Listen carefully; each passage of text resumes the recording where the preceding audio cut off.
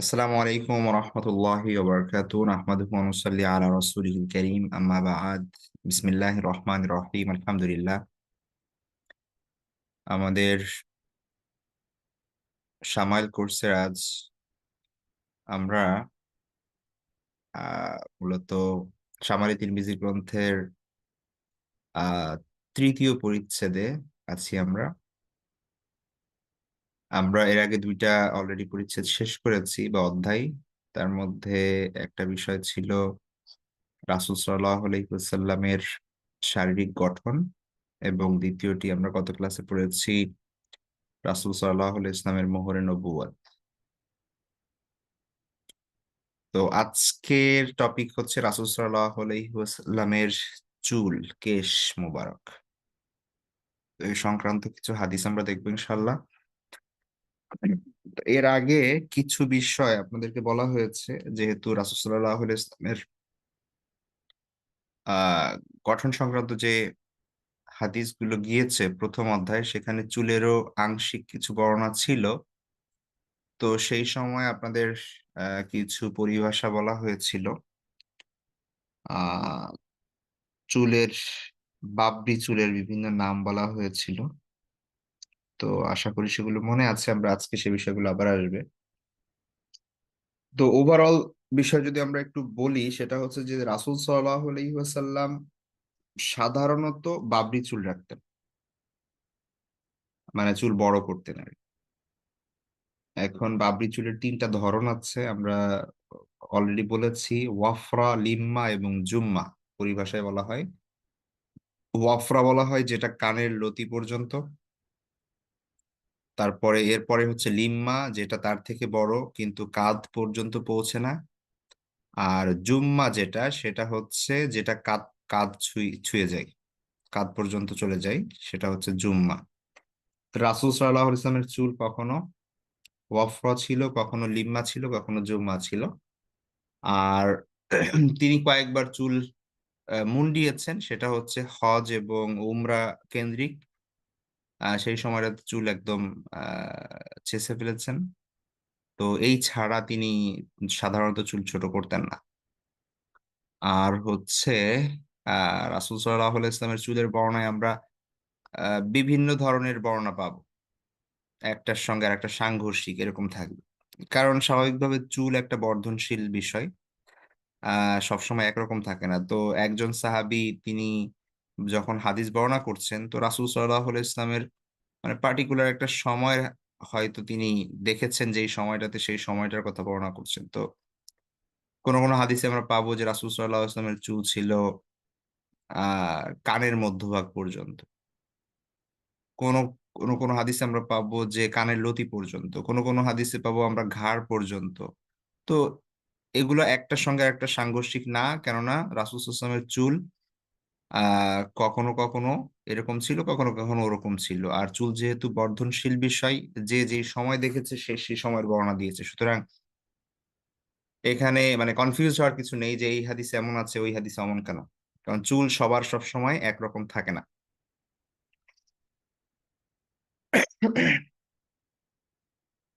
তো আমরা এখানে প্রথম হাদিসটি দেখি। প্রথম হাদিস হচ্ছে আনাস ইবনে মালিক রাদিয়াল্লাহু তাআলা আনহু থেকে। আনাস ইবনে মালিক রাদিয়াল্লাহু তাআলা আনহু বলছেন যে কানা শাআরু রাসূলিল্লাহি সাল্লাল্লাহু আলাইহি ওয়াসাল্লাম ইলা নিসফি উযুনাইহি।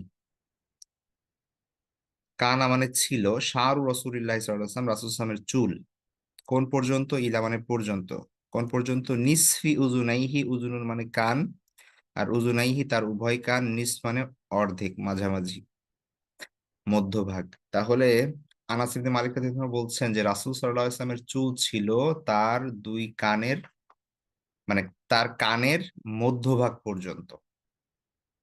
ঠিক আছে। তো যেটা অফরা থেকে ছোট আর কি, মানে এখনো বাবরি পুরোপুরি হয় নাই আর কি, সেই সময়ের বর্ণনা দিচ্ছিল। ঠিক আছে। তাহলে কানা শাআরু রাসূলিল্লাহি সাল্লাল্লাহু আলাইহি ওয়াসাল্লাম ইলা নিসফি উযুনাইহি, রাসূল সাল্লাল্লাহু আলাইহি ইসলামের চুল ছিল তার কানের মধ্যভাগ পর্যন্ত।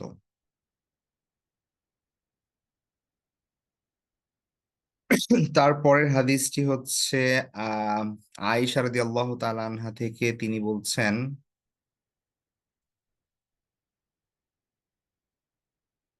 কুনতু আগতাসিলু আনা ওয়া রাসূলুল্লাহি সাল্লাল্লাহু আলাইহি ওয়াসাল্লাম মিন ইনাইন ওয়াহিদিন।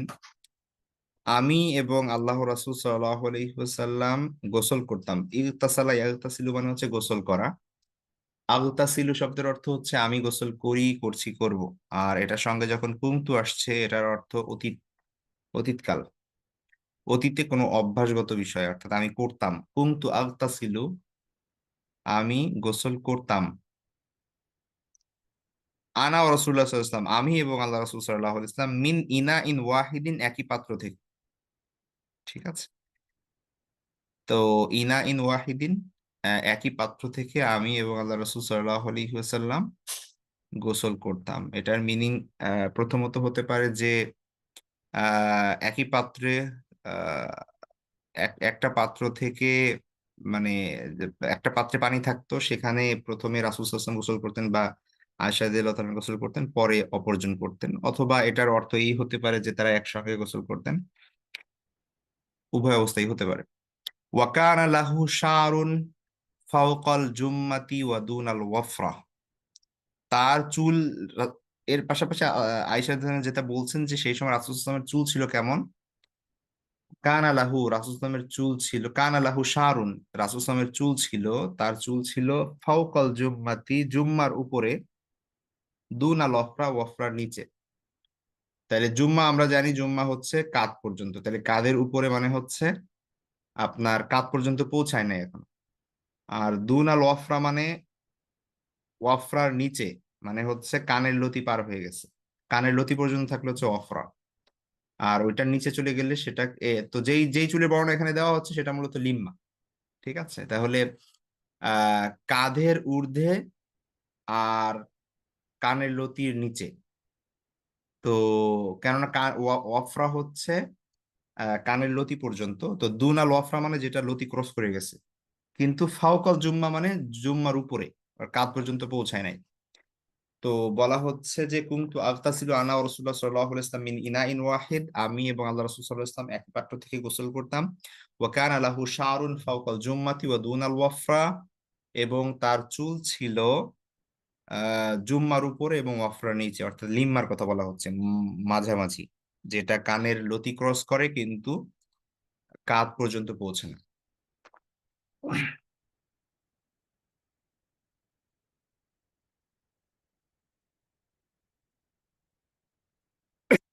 তারপরের হাদিস হচ্ছে বাররা ইবনে আজিব রাদিয়াল্লাহু তাআলা আনহু থেকে। এটা, এই হাদিসটা অলরেডি আমাদের গিয়েছে, যেহেতু আমাদের গঠনের ওই জায়গাতে রাসূল সাল্লাল্লাহু আলাইহি সাল্লামের শারীরিক গঠনের জায়গায় এই মারবুয়ানের এই হাদিসটা গিয়েছে আমাদের, যে কানা রাসূলুল্লাহ সাল্লাল্লাহু আলাইহি ওয়াসাল্লাম মারবুয়ান, রাসূল সাল্লাল্লাহু আলাইহি সাল্লাম ছিলেন মধ্যমাকৃতির, বাইদামা বাইনাল মানকিবাইন, তার উভয় কাঁধের মাঝে আহ প্রশস্ত ছিল, অর্থাৎ উভয় কাঁধের মাঝে দূরবর্তী ছিল মানে হচ্ছে প্রশস্ত ছিল, অর্থাৎ বক্ষ চওড়া ছিল, যেটা অলরেডি আমরা বিস্তারিত আলোচনা করেছি এ ব্যাপারে। ওয়াকানাত জুম্মাতুহু তাদরিবু শাহমাতা উযুনাইহি, এবং তার চুল, জুম্মা শাব্দিক অর্থ এখানে চুল হবে। হ্যাঁ, জুম্মার পারিভাষিক অর্থ এখানে উদ্দেশ্য না। মানে জুম্মা বলতে যে চুল বোঝায় সেটা হচ্ছে কাঁধ পর্যন্ত, তো এখানে মূলত কাঁধ পর্যন্ত বোঝাচ্ছে না, এখানে জুম্মা শব্দের অর্থ হচ্ছে ষাঁড়, চুল।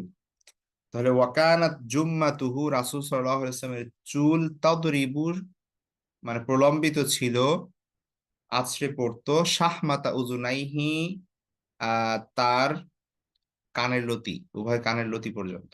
ঠিক আছে। তাহলে তার উভয় কানের লতি পর্যন্ত প্রলম্বিত ছিল তার চুল। তাহলে এখানে অফরার কথা বলা হচ্ছে মূলত। হ্যাঁ। ওয়াকানাত জুম্মাতুহু তাদরিবু শাহমাতা উযুনাইহি, তার চুল কানের লতি লতি পর্যন্ত লম্বা ছিল বা পৌঁছতো।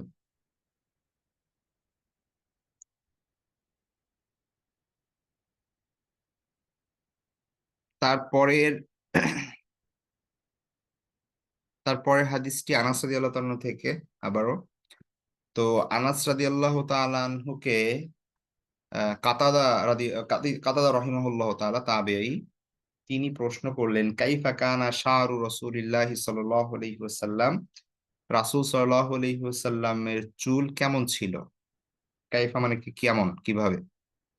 সো মানে হাউ আর কি। সো কাইফা কানা শাআরু রাসূলিল্লাহি সাল্লাল্লাহু আলাইহি ওয়াসাল্লাম, রাসূল সাল্লাল্লাহু আলাইহি ওয়াসাল্লামের চুল কেমন ছিল। কল, তিনি বললেন, লাম ইয়াকুন বিল জাদি ওয়ালা বিসাবতি।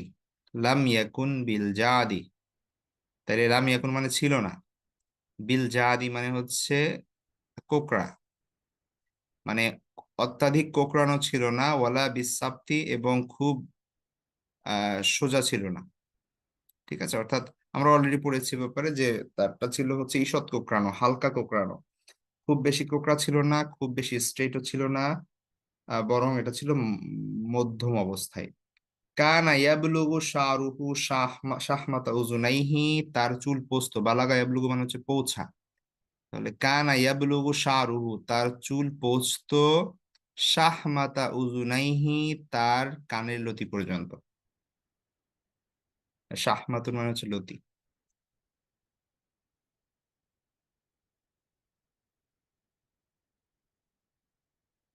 তারপরে হাদিসটি হচ্ছে রাসূল সাল্লাল্লাহু আলাইহি ওয়াসাল্লামের চাচাতো বোন আবু তালিব এর মেয়ে উম্মে হানি, আলী রাদিয়াল্লাহু আনহার বোন।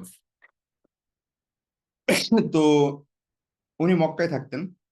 তো রাসূল সাল্লাল্লাহু আলাইহি ওয়াসাল্লাম যখন মক্কায় যেতেন, বিশেষ করে আহ, মানে উমরার সফর বা হচ্ছে আপনার হজের সফর এবং অথবা মক্কা বিজয়, এই যে সময়টাতে রাসূল সাল্লাল্লাহু আলাইহি ওয়াসাল্লাম গিয়েছেন, তো সেই সময়ের কোনো একটা সময়, তো অধিকাংশ স্কলারের মতে রাসূল সাল্লাল্লাহু আলাইহি ওয়াসাল্লাম যখন মক্কা বিজয়ের সময় গিয়েছেন, মূলত রাসূল সাল্লাল্লাহু আলাইহি ওয়াসাল্লাম মানে মক্কায় গমন করেন 4 বার, মানে হিজরতের পরে। প্রথমবার হচ্ছে আহ উমরা, উমরাতুল কাজা, মানে হচ্ছে একবার, প্রথমবার তো উমরা করতে যান, কিন্তু হুদাইবিয়ার সন্ধি হয়, মক্কায় আর প্রবেশ করতে পারেন না, কাফেরদের সঙ্গে একটা বিরোধ হয়, পরবর্তীতে সন্ধি হয়, ফিরে আসেন এবং তার পরবর্তী বছর অর্থাৎ সপ্তম হিজরিতে উমরাতুল কাজা আদায় করেন, উমরা করতে যান মুসলিমরা। তো সেইটা হচ্ছে প্রথমবার। দ্বিতীয়বার হচ্ছে মক্কা বিজয়, অষ্টম হিজরি, সেটা তো যুদ্ধের বেশে। আর তৃতীয়বার হচ্ছে আহ মক্কা বিজয় থেকে ফিরে আসার সময় জিরান নামক স্থান থেকে তিনি আবার আবার উমরা করেন। তো এই উমরার সফরের বিষয়টা অবশ্য সব সাহাবী জানতেন না, যার কারণে এখানে মানে মতভেদ আছে, সাহাবা এখানে বিভিন্ন মতামত আছে। আর চতুর্থবার হচ্ছে বিদায় হজের সময়, রাসূল যখন হজ করতে যান। তো আহ মক্কায় যখন মক্কা বিজয়ের দিন মূলত এই মানে উম্মে হানি রাদিয়াল্লাহু তাআলা আনহা, তিনি সেই পর্যন্ত মানে ইসলাম গ্রহণ করেন নাই। তো মক্কা বিজয়ের দিন যখন সবাই ইসলাম গ্রহণ করেন, তখন সেই মুহূর্তে তিনিও ইসলাম গ্রহণ করেন। তো সেই সময়ের কথা উনি মূলত বর্ণনা করছেন, উম্মে হানি রাদিয়াল্লাহু তাআলা আনহা, যে কলাত, তিনি বলেন, কদিমা রাসূলুল্লাহ সাল্লাল্লাহু আলাইহি ওয়াসাল্লাম, কদিমা মানে আগমন করা, আসা। তাহলে কদিমা রাসূলুল্লাহ সাল্লাল্লাহু আলাইহি ওয়াসাল্লাম মাক্কাতা কদমাতান, রাসূল সাল্লাল্লাহু আলাইহি ওয়াসাল্লাম একবার মক্কায় তাশরিফ আনলেন, মানে মক্কায় আসলেন। ওয়ালাহু আরবাউ গদাইর, এবং তার ছিল 4টি ঝুঁটি।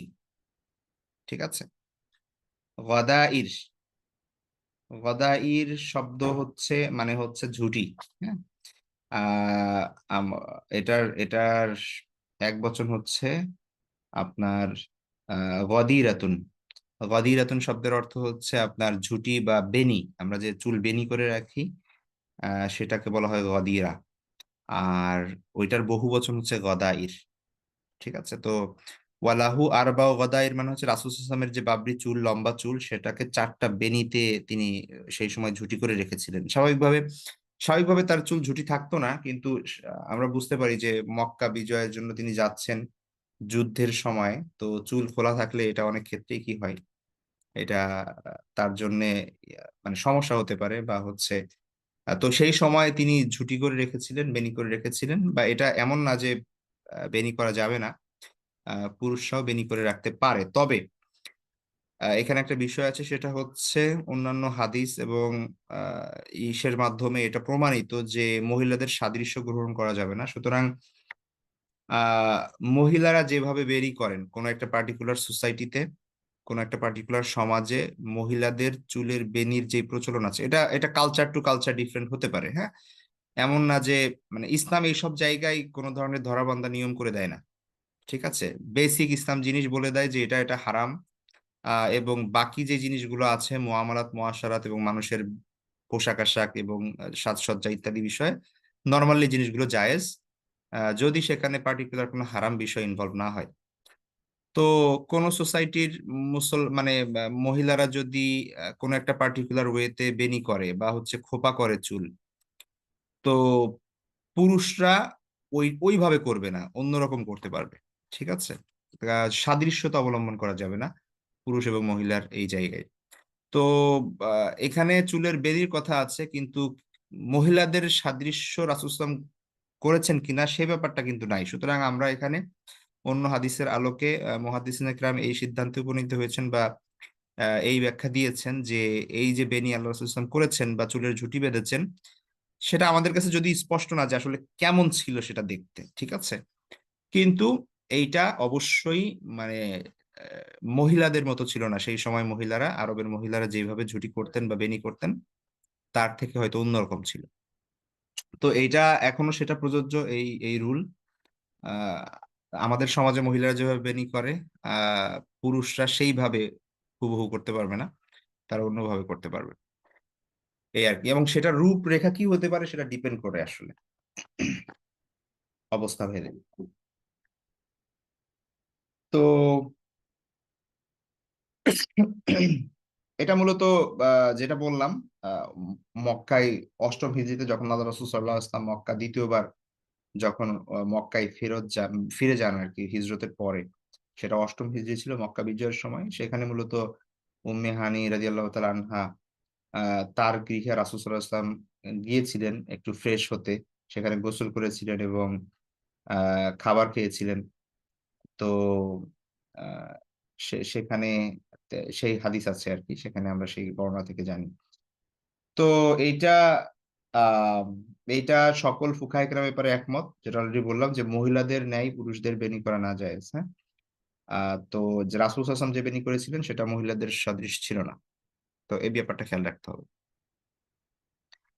আচ্ছা, তারপরে পরের হাদিসটা আনাস রাদিয়াল্লাহু তাআলা আনহু থেকে। তিনি বলছেন একরকমই হাদিস, যে আন্না শাহ রাসূলুল্লাহ সাল্লাল্লাহু আলাইহি ওয়াসাল্লাম কানা ইলা আনসাফি উযুনাইহি। আহ এর আগে আরেকটা হাদিস গিয়েছে, যেটা ছিল হচ্ছে আপনার একদম একদম প্রথম যে হাদিসটা গিয়েছে সেখানে ছিল হচ্ছে রাসূল সাল্লাল্লাহু আলাইহি ওয়াসাল্লামের যে চুল, সরি, রাসূল সাল্লামের চুল, এখানে নিসফ শব্দ ব্যবহার করা হয়েছে। হ্যাঁ, আর নিসফের বহু বচন হচ্ছে আনসফ।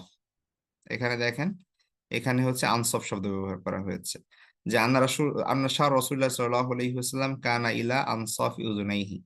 তার মানে বোঝা যায় যে মূলত দুইটা হাদিস একই হাদিস। হ্যাঁ, এটাও আনাস রাদিয়াল্লাহু আনহু থেকে বর্ণিত, ওইটাও আনাস রাদিয়াল্লাহু আনহু থেকে বর্ণিত। তো পরবর্তীতে রাবীরা হয়তো কেউ আনসাফ শব্দ ব্যবহার করছেন আর কেউ নিস শব্দ ব্যবহার করছেন। তো আনাস আনাস রাদিয়াল্লাহু তাআলা থেকে এটা বর্ণিত যে রাসূল সাল্লাল্লাহু আলাইহি ওয়াসাল্লামের চুল ছিল তার কানের মধ্যভাগ পর্যন্ত, মাঝামাঝি পর্যন্ত প্রলম্বিত। আচ্ছা, এর পরের হাদিসটি হচ্ছে আব্দুল্লাহ ইবনে আব্বাস রাদিয়াল্লাহু তাআলা আনহু থেকে বর্ণিত। তো তিনি বলছেন যে আন্না রাসূলুল্লাহ সাল্লাল্লাহু আলাইহি ওয়াসাল্লাম কানা ইউসদিলু শারাহু।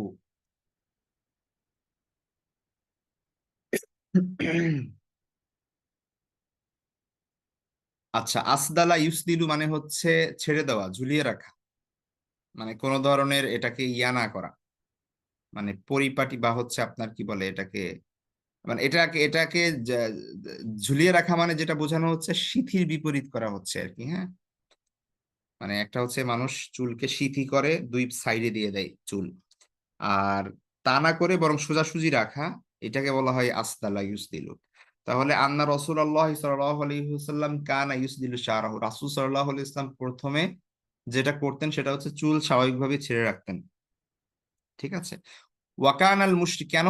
কারণ ওয়াকান আল মুশরিকুনা ইয়াফরিকুনা রুউসাহুম, কারণ মুশরিকরা তারা হচ্ছে চুলকে পৃথক করতো, মানে হচ্ছে সিঁথি কাটতো। ফারাকা ইয়াফরিকু মানে হচ্ছে পৃথক করা।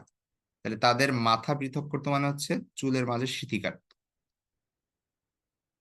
তো ওয়াকানা আহলুল কিতাবি ইউসদিলুনা রুউসাহুম, আর আহলে কিতাব যারা, মানে ইহুদি খ্রিস্টানদের কথা বলা হচ্ছে, আহলে কিতাবরা তাদের চুল ইউসদিলুনা রুউসাহুম মানে হচ্ছে তাদের চুলগুলা কি রাখতো, সোজা রাখতো, সেরে রাখতো, সিঁথি কাটতো না।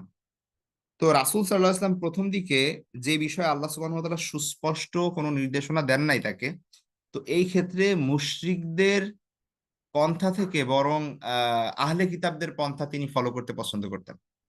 ঠিক আছে। তো ধরেন একটা কাজ মুশরিকরা করতেছে, তাদের একটা অভ্যাস, আর একটা কাজ যেটা ইহুদিরা করতেছে বা আহলে কিতাবরা করতেছে, তো ইসলামের যদি সুস্পষ্ট কোনো মানে নির্দেশনা না থাকে আল্লাহ সুবহানাহু ওয়া তাআলার পক্ষ থেকে, তাহলে রাসূল সাল্লাল্লাহু আলাইহি ওয়াসাল্লাম স্বাভাবিকভাবে আহলে কিতাবদের ফলো করতেন আর কি। তো সেটাই তিনি বলছেন এখানে ইবনে আব্বাস, যে ওয়াকানা ইউহিব্বু মুওয়াফাকাতা আহলিল কিতাবি, আহ তিনি পছন্দ করতেন, কানা ইউহিব্বু মানে তিনি ভালোবাসতেন, তিনি পছন্দ করতেন মুওয়াফাকাতা আহলিল কিতাব, আহলে কিতাবদের আহ অনুসরণ করতে, বা মুওয়াফাক মানে হচ্ছে তাদের সাথে মিলিয়ে রাখতে। হ্যাঁ। ফিমা কোন ক্ষেত্রে, ফি মানে ওই সকল জিনিসের ক্ষেত্রে, লাম ইউমার ফিহি বিশাইইন, যে বিষয়ে তাকে কোনো নির্দেশ দেওয়া হয় না বা তিনি কোনো নির্দেশনা আসে নাই। ঠিক আছে। যে ব্যাপারে কোনো ধরনের নির্দেশনা আসে নাই, মানে আল্লাহর পক্ষ থেকে কোনো ধরনের স্পেসিফিক নির্দেশনা নেই, সেই ব্যাপারগুলোতে আহলে কিতাবের পন্থা অনুসরণ করতে তিনি পছন্দ করতেন। সুম্মা ফারাকা রাসূলুল্লাহ সাল্লাল্লাহু আলাইহি ওয়াসাল্লাম রাসাহু, অর্থাৎ এরপর থেকে আবার আল্লাহ রাসূল সাল্লাল্লাহু আলাইহি ওয়াসাল্লাম যখন অনেক ক্ষেত্রে পরবর্তীতে তিনি ইহুদিদের বিরোধিতা শুরু করলেন, ঠিক আছে, মদিনায় চলে আসলেন, তো সেই সময় দেখা গেল তিনি আবার কি করলেন, চুল সিথি করা শুরু করলেন। ঠিক আছে। সুম্মা ফারাকা রাসূলুল্লাহ সাল্লাল্লাহু আলাইহি ওয়াসাল্লাম রাসাহু। তো এইটা কেউ সিথি করলে করতে পারে, না করলে না করতে পারে। এটা হচ্ছে ওই সময়ের কনটেক্সট বলতেছে আর কি। হ্যাঁ। তো সেটা একটা পার্টিকুলার, মানে কি বলে, হিস্টোরিক্যাল কনটেক্সট আছে, সেই বিষয়টা বললো। বাকি এটা শরীয়তের দৃষ্টিভঙ্গিতে যদি আমরা দেখি, ফিকহি দৃষ্টিভঙ্গি থেকে, তাহলে সিথি কাটা না কাটা এটা মানুষের ব্যক্তিগত বিষয়। এখানে শরীয়ত কোনো ধরনের ইয়া করেন না, যেটা করতে হবে বা করতে হবে। রাসূল সাল্লাল্লাহু আলাইহি ওয়াসাল্লাম কখনো কখনো সিথি করতেন, কখনো কখনো করতেন না, ছেড়ে রাখতেন। তাহলে আবার দেখি হাদিসটা। আন্না রাসূলুল্লাহ সাল্লাল্লাহু আলাইহি ওয়াসাল্লাম কানা ইউসদিলু শা'রাহু, রাসূল সাল্লাল্লাহু আলাইহি ওয়াসাল্লাম তার চুল মানে ঝুলিয়ে রাখতেন, ছেড়ে রাখতেন। ওয়াকান আল মুশরিকুনা ইয়াফরিকুনা রুউসাহুম, আর মুশরিকরা তাদের চুল সিঁথি করত। ওয়াকান আহলুল কিতাব ইউসদিলুনা রুউসাহুম, আর আহলে কিতাবরা তাদের চুল ছেড়ে রাখতো, মানে সিঁথি করতো না।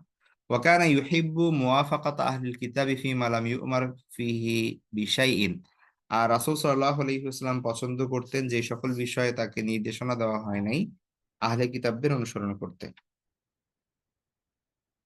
তো সুম্মা ফারাকা রাসূলুল্লাহ সাল্লাল্লাহু আলাইহি ওয়াসাল্লাম, অতঃপর রাসূল সাল্লাল্লাহু আলাইহি ওয়াসাল্লাম কি করতেন, আহ আবারও সিঁথি কাটা শুরু করেন, সিঁথি করেন। এটা হচ্ছে মূলত পরবর্তীতে যখন আহ তিনি ইহুদিদের বিরোধিতা করলেন। ঠিক আছে, তো সেই পরিপ্রেক্ষিতে। তো স্বাভাবিকভাবে যেই সময় যারা ইসলামের বিরোধিতা করে বা ইসলামের শত্রু হিসেবে চিহ্নিত যেই সমাজে, তাদের বিরোধিতা করাটা জরুরি। ঠিক আছে।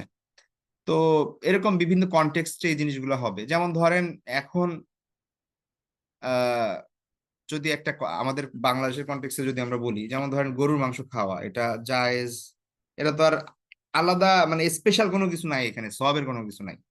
ঠিক আছে। রাসূল সাল্লাল্লাহু আলাইহি ওয়াসাল্লামের মানে আরবে তো সেই সময় গরু ভালো করে পাওয়াই যেত না। ঠিক আছে, সে গরুর মাংস ছিল, গরু ছিল, কিন্তু দেখা যাচ্ছে যে ওইভাবে ছিল না যেভাবে উট ছিল, বা রাসূল সাল্লাল্লাহু আলাইহি ওয়াসাল্লাম থেকে আহ বকরি খাওয়া, তারপরে হচ্ছে অন্যান্য উট খাওয়া যেভাবে প্রমাণিত, গরুর মাংসটা তো আসলে ওরকম বিষয় নাই, কোনোভাবে সুন্নাতে এটাকে ওইভাবে প্রমাণিত করা যাবে না। ঠিক আছে, সর্বোচ্চ এটা হচ্ছে জায়েজ বিষয়। তাও আবার গরুর মাংস ডাক্তাররা বলেন যে এটা ক্ষতিকর ইত্যাদি ইত্যাদি, খুব কম খাওয়া উচিত, রেড মিট ইত্যাদি ইত্যাদি। কিন্তু আমাদের সমাজের কনটেক্সটে, যেহেতু পার্শ্ববর্তী দেশ ভারত, এবং তারা ইসলাম বিদ্বেষী সরকার সেখানে, এবং তারা গরুটাকে তাদের রিলিজিয়াস একটা সিম্বল বানায় নিচ্ছে, এবং এটাকে কেন্দ্র করে মুসলমানদের উপর অত্যাচার নানাবিধ নির্যাতন করতেছে। এবং বাংলাদেশের সমাজে তাদের হিন্দুত্ববাদের যেই প্রভাব, সেই প্রভাবের কারণে অনেক রেস্টুরেন্টে এখন গরুর মাংস নিষেধ। তারপরে হচ্ছে ভারতের আধিপত্য এখানে, তো সেইটাকে কেন্দ্র করে বাংলাদেশে এখন গরুর মাংস দেখবেন যে যারা একটু ইসলামপন্থী তারা গরুর মাংসটাকে বেশি হাইলাইট করে, ঠিক আছে, ওদের বিরোধিতার ক্ষেত্রে। তো এইটা যেরকম একটা, এটা একটা মানে একটা কনটেক্সট, একটা পলিটিক্যাল এবং রিলিজিয়াস কনফ্লিক্টের কারণে একটা কন্টেক্সচুয়াল বিষয়, ঠিক আছে, যেটা আমাদের সমাজের জন্য গরুর মাংস খাওয়াটা এবং এটাকে একটা হাইলাইট করাটা, এটা একটা রিলিজিয়াস বিষয় হয়ে গেছে এখন, এবং এটা খুব জরুরি বিষয়। ঠিক আছে, তাদের যে মানে হেজিমনি এবং তাদের যেই প্রভাব, সেইটার বিরুদ্ধে দাঁড়ানোর জন্য গরুর মাংসটা এখন একটা বড় হাতিয়ার আমাদের জন্য। ঠিক আছে। তো এইটার কারণে হিন্দুরা তাদের যে হিন্দুত্ববাদী যে তাদের যে চেতনা, সেখানে আঘাত পাচ্ছে তারা। ঠিক আছে, এবং এটা একটা অনেক বড় বিষয়। তো এটাকে এখন বড় করে যেরকম আমরা দেখছি, যদিও ফিকহি দৃষ্টিকোণ থেকে বা শরীয়তের দৃষ্টিকোণ থেকে গরুর মাংস আসলে কিছুই না, এটা জাস্ট একটা খাবার। ঠিক আছে, জায়েজ বিষয়। কিন্তু আমাদের কনটেক্সটে এটা অনেক বড় একটা বিষয়। তো তেমনি ভাবে ওই সময়ের কনটেক্সটে আল্লাহ রাসূল সাল্লাল্লাহু আলাইহি ওয়াসাল্লাম যখন মক্কায় ছিলেন, সেই সময় কাফিরদের বিরোধিতা করতেন অনেক কিছুতে, মুশরিকদের বিরোধিতা করতেন, এবং যখন মদিনায় গিয়েছেন তখন দেখা যাচ্ছে যে যখন ইহুদিরা এই ব্যাপারটা স্পষ্ট করে দিল যে তারা কোনোভাবে মুসলমানদের সহযোগিতা করবে না, বরং সব ক্ষেত্রে বিরোধিতা করছে, তখন আল্লাহ রাসূল সাল্লাল্লাহু আলাইহি ওয়াসাল্লামও তাদের বিরোধিতা শুরু করলেন। তো এইটা এইটা একটা একটা কন্টেক্সচুয়াল বিষয়, হ্যাঁ। তো এই আর কি বিষয়টা। তো এটার সাথে মূলত ফিকহি বিষয়ের সম্পর্ক নাই, এটা হচ্ছে একটা কন্টেক্সচুয়াল বিষয়। এটা এই এই জিনিসগুলো চেঞ্জ হইতে পারে। ঠিক আছে, যেমন এখন আমাদের সমাজের কথা আমরা বললাম, এরকম আমেরিকায় হয়তো বা ডিফারেন্ট একটা কিছু হইতে পারে, বা অন্য সমাজে তাদের জন্য অনেক বড় একটা বিষয় হইতে পারে, অন্য অন্য কোনো একটা বিষয়। ঠিক আছে, যেটা হয়তো বা শরীয়তের দৃষ্টিকোণ থেকে কতটা গুরুত্বপূর্ণ না, কিন্তু কন্টেক্সচুয়াল জায়গা থেকে, সেই জায়গার কন্টেক্সট অনুযায়ী সেখানে সেটা হয়তো বা অনেক গুরুত্ব আছে। আচ্ছা, তারপরে আমরা দেখছি পরের হাদিসটা, ওই যে উম্মে হানি রাদিয়াল্লাহু তাআলার ওই হাদিসটাই, যেটা চারটা বেনি কথা বলা হয়েছে, এটা অন্য শব্দে বলা, অন্য অন্য ওরা বর্ণনা করছেন যে রাআইতু রাসূলুল্লাহ সাল্লাল্লাহু আলাইহি ওয়াসাল্লাম যা দফাইর আরবা। এর আগের হাদিসে বর্ণনা করা হয়েছে হচ্ছে আপনার আরবা গদাইর, এখানে গদাইর শব্দ ব্যবহার করা হয়েছে, আর এখানে ব্যবহার করা হয়েছে জফাইর, একই জিনিস, অর্থাৎ চারটা বেনি। ঠিক আছে, বেনির কথা বলা হচ্ছে যে আমি রাসূলুল্লাহকে দেখেছি চারটি বেনি বাঁধা অবস্থায়, চারটি ঝুঁটি অবস্থায়। তো এটা হচ্ছে রাসূল ইসলামের মানে ইন জেনারেল চুল নিয়ে বর্ণনা। এই এই পরিচ্ছেদটা পরবর্তী অধ্যায়ে আমরা দেখব। পরবর্তী পরিচ্ছেদটা মূলত রাসূল সাল্লাল্লাহু আলাইহি ওয়াসাল্লামের চুলের ব্যাপারে। এটা হচ্ছে বাবু মা যা আফি তারাজ্জুলি রাসূলুল্লাহ সাল্লাল্লাহু আলাইহি ওয়াসাল্লাম। তারাজ্জুল শব্দের অর্থ হচ্ছে চুল পরিপাটি করা। তো রাসূল সাল্লাল্লাহু আলাইহি ওয়াসাল্লাম চুল কিভাবে পরিপাটি করতেন, তো সেই সেটার বর্ণনা আলাদাভাবে এখানে বর্ণনা করা হয়েছে। তো শাব্দিক অর্থ চুল, তারাজ্জুল শব্দের অর্থ হচ্ছে চুল বাঁকা করা, শাব্দিক অর্থ। হ্যাঁ। তো এমনি ভাবে চুল আঁচড়ানো, সুন্দর করা, এইসবের অর্থ তারাজ্জুল শব্দটা ব্যবহার হয়। তো আমরা প্রথম হাদিসটা দেখি, এটা হচ্ছে আয়েশা রাদিয়াল্লাহু তাআলা আনহা থেকে। তিনি বলছেন যে কুনতু উরাজ্জিলু রাসা রাসূলিল্লাহি সাল্লাল্লাহু আলাইহি ওয়াসাল্লাম ওয়া আনা হাইদ। আমি রাসূল সাল্লাল্লাহু আলাইহি ওয়াসাল্লামের চুল, কুনতু উরাজ্জিলু আমি পরিপাটি করে দিতাম, আমি আঁচড়ে দিতাম। রাসূল সাল্লাল্লাহু আলাইহি ওয়াসাল্লামের চুল আমি আঁচড়ে দিতাম, ও আনা হাইদ এমত অবস্থায় যে আমি হাইজগ্রস্ত বা হচ্ছে ঋতুবর্তী ছিলাম। অর্থাৎ তিনি পিরিয়ড চলাকালে রাসূল সাল্লাল্লাহু আলাইহি ওয়াসাল্লামের চুল বেনি করে আঁচড়ে দিতেন। মানে এই হাদিসটা তিনি বর্ণনা করেছেন যাতে করে মানুষ এটা বুঝতে পারে যে মানে ওই সময়ের ধারণা ছিল এমন যে আহ, অনেক অনেক অনেক ধর্মে এবং অনেক কালচারে এমন এমন অবস্থা ছিল যে পিরিয়ড চলাকালীন সময় বা ঋতুবর্তী সময়ে মহিলাদেরকে আলাদা করে দেওয়া হতো, তাদেরকে টাচ দেওয়া যাবে না, তাদের শরীর স্পর্শ করা যাবে না, বা তাদেরকে অচ্ছুত হিসেবে ধারণা করা হতো আর কি। তো সেই জিনিসটা, সেই সেই ট্যাবুটা ভাঙার জন্য আয়েশা রাদিয়াল্লাহু আনহা হাদিস বর্ণনা করছেন যে আমি কি কি অবস্থায়, মানে আমার পিরিয়ড চলাকালীন অবস্থা আমি রাসূলুল্লাহের চুল পর্যন্ত আঁচড়ে দিছি, তো এতে কোনো সমস্যা নাই। তো তিনি সেটা বোঝালেন আর কি। তো সেই ক্ষেত্রে আমাদের এখানে উদ্দেশ্য হচ্ছে কিন্তু ওরাজ্জিলুর রাসূলুল্লাহের চুল আয়েশা রাদিয়াল্লাহু তাআলা আনহা তেল দিয়ে দিতেন, তারপরে হচ্ছে আঁচড়ে দিতেন, পরিপাটি করে দিতেন। তো এইটা একজন ওয়াইফের জন্য এটা সুন্নাহ, মানে যে তার হাজবেন্ডের চুল তিনি পরিপাটি করে দিবেন। তারপরের হাদিসটি আনাস ইবনে মালিক রাদিয়াল্লাহু তাআলা আনহু থেকে, তিনি বলছেন কানা রাসূলুল্লাহ সাল্লাল্লাহু আলাইহি ওয়াসাল্লাম ইউকসিরু দাহনা রাসিহি। দাহনুন শব্দের অর্থ হচ্ছে তেল। তাইলে কানা রাসূল সাল্লাল্লাহু আলাইহি ওয়াসাল্লাম ইউকসিরু মানে হচ্ছে অধিক দিতেন, অধিক করতেন। আকসা ইউকসিরু মানে হচ্ছে অধিক করা, প্রায়শই করা, যেটা বেশি বেশি করা। ঠিক আছে, সেটাকে বলা হয় ইউকসিরু। তাহলে কানা রাসূলুল্লাহ সাল্লাল্লাহু আলাইহি ওয়াসাল্লাম ইউকসিরু দাহনা রাসিহি, রাসূল সাল্লাল্লাহু আলাইহি ওয়াসাল্লাম তার চুলে অধিকাংশ সময় তেল দিতেন। ওয়া তাসরিহা লিহিয়াতিহি, এবং তার দাড়ি আঁচড়াতেন। ঠিক আছে, তাহলে দাড়ি আঁচড়ানো এবং চুলে তেল দেয়া এটা রাসূল সাল্লাল্লাহু আলাইহি ওয়াসাল্লামের একটা প্রাত্যহিক, মানে প্রায়শই তিনি এটা করতেন, প্রাত্যহিক কাজ ছিল। ওয়া ইউকসিরুল কিনা হাত্তা কান্না সাওবাহু। আচ্ছা, কিনা শব্দের অর্থ হচ্ছে আপনার, কিনা বলা হয় হচ্ছে মানে কাগজ, কাপড়। হ্যাঁ, মানে শাব্দিক অর্থ, কিনার শাব্দিক অর্থ হচ্ছে আপনার মুখোশ বা ঘোমটা বা বোরকা, মানে যেটা এক্সট্রা কাপড় যেটা পরা হয়। হ্যাঁ, তো কিনা এখানে মূলত যেটা বোঝানো হচ্ছে সেটা হচ্ছে কাপড়ের টুকরা আর কি। ইউকসিরুল কিনা মানে হচ্ছে তিনি মাথায় কাপড়ের টুকরা ব্যবহার করতেন বা কাপড় দিয়ে ঢেকে রাখতেন। ঠিক আছে, তো এটা এটা মুহাদ্দিসিনে কেরাম বলেছেন যে এখানে হচ্ছে মূলত আহ, সেই সময়ের মানুষ স্বাভাবিকভাবে পাগড়ি পরতেন, মাথায় কাপড় মাথায় ঢেকে রাখতেন। তো মাথার যে মেইন কাপড় সেইটা তেলের কারণে নষ্ট হয়ে যেত। তো এই কারণে আহ একদম আমরা যখন টুপি পরি মাথার সাথে লাগিয়ে, তো তেমনি ভাবে আল্লাহ রাসূল সাল্লাল্লাহু আলাইহি ওয়াসাল্লাম একদম মাথা ঢেকে রাখতেন একটা কাপড় দিয়ে। ঠিক আছে, ছোট্ট একটা কাপড়ের টুকরা দিয়ে মাথা দিতেন, তারপরে হচ্ছে পাগড়ি বা হচ্ছে তার উপরে অন্য কোনো কাপড় বা চাদর তিনি দিতেন। ঠিক আছে, তো তো ভেতরের যে কাপড়ের টুকরাটা এটাকে কিনা বলা হচ্ছে। তো এটা তিনি অধিকাংশ সময় পরতেন, দিতেন। হাত্তা কান্না সাওবাহু সাওবু জাইয়াত, অধিক তেল ব্যবহার করার কারণে আল্লাহ রাসূল সাল্লাল্লাহু আলাইহি ইসলামের কাপড়ও তেল তেলে মনে হতো। হ্যাঁ, মানে সাউবু জাইয়াত শব্দের অর্থ হচ্ছে যারা তেল বিক্রি করে। তো যে ব্যক্তি তেল বিক্রি করে তার কাপড়ে সাধারণত তেল লেগে থাকবে, এটাই স্বাভাবিক। হ্যাঁ, তার কাপড় দেখে মনে হবে যে এই লোক তেল বিক্রি করে, এই কারণে তার কাপড়ে তেল লেগে আছে। তো আ- আনাস ইবনে মালিক রাদিয়াল্লাহু আনহু বলছেন যে রাসূল সাল্লাল্লাহু আলাইহি ওয়াসাল্লাম এত বেশি তেল ব্যবহার করতেন এবং কিনা ব্যবহার করতেন যে তার কাপড় দেখে মনে হতো যে কোনো তেল বিক্রেতার কাপড়। ঠিক আছে, তো আহ মানে তেলটা অধিক ব্যবহার করতেন, এটা বোঝা যায় আর কি এই হাদিস থেকে। যে ইউকসিরু দাহনা রাসিহি মানে হচ্ছে অধিক তেল ব্যবহার করতেন বা অধিকাংশ সময় মাথায় তেল ব্যবহার করতেন। তারপরে হচ্ছে আর আয়েশা রাদিয়াল্লাহু তাআলা আনহা, পরের হাদিসটা আয়েশা রাদিয়াল্লাহু তাআলা আনহা থেকে, তিনি বলছেন ইন কানা রাসূলুল্লাহ সাল্লাল্লাহু আলাইহি ওয়াসাল্লাম লা ইউহিব্বুত তায়াম্মুনা ফি তুহুরিহি ইদা তাতাহহারা ওয়া ফি তারাজ্জুলিহি ইদা তারাজ্জালা ওয়া ফি ইনতিআলিহি ইদান তাআলা। আয়েশা রাদিয়াল্লাহু আনহা বলছেন যে রাসূল সাল্লাল্লাহু আলাইহি ওয়াসাল্লাম যখন ইদা তাতাহহারা, যখন তিনি পবিত্রতা অর্জন করতেন, ফি তুহরিহি তার পবিত্রতা অর্জনের ক্ষেত্রে,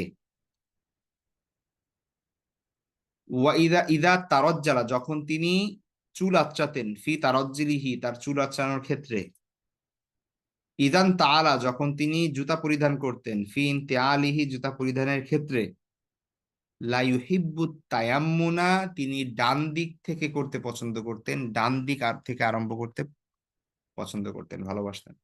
ঠিক আছে, তাহলে তিনটা কথা এখানে উল্লেখ করা হয়েছে যে রাসূল সাল্লাল্লাহু আলাইহি ওয়াসাল্লাম বা ডান দিক থেকে করতে বা ডান দিক থেকে শুরু করতে তিনি পছন্দ করতেন।